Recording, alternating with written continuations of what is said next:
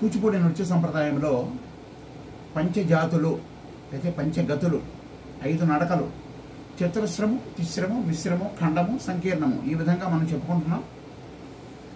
ఇప్పుడు మిశ్ర జాతి అయితే మిశ్ర నడక, మిశ్ర గతి ఈ విధంగా ఏదైనా పిలుచుకోవచ్చు. మిశ్రము అంటే 7 అక్షరములు తకిట తకధిమి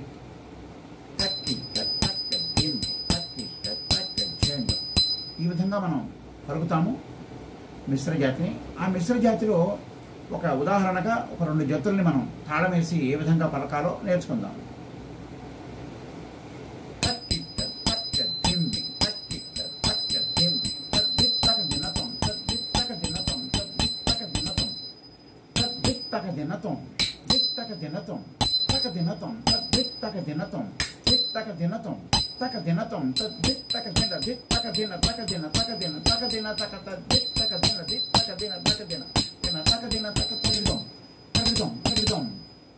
ఈ విధంగా మనం మిశ్ర జాతిలో ఒక జతిని ఉదాహరణగా చూసాం.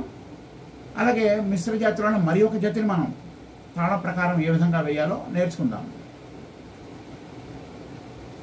తక్కిట తకతం తకతం తద్దిం గిన్నాతం తక్కిట తకతం తకతం తద్దిం గిన్నాతం దీం తకిట దీం తకిటతం తత్వం కరకరగిడం దీం తకిట దీం తకిటతం తత్వం కరకరగిడం దిన్నగరతిక దిన్నగరతిక దిన్నగరతిక దిన్నగరతిక దిన్నగరతిక దిన్నగరతిక తాకిట జంతరి దిత్తాకిట జంతరి తద్దిత్తాకిట జంతరి తతం తద్ది గణకం తాకిట జంతరి దిత్తాకిట జంతరి తద్దిత్తాకిట జంతరి తతం తద్ది గణకం తాకిట జంతరి దిత్తాకిట జంతరి తద్దిత్తాకిట జంతరి తతం కరకరగిడం.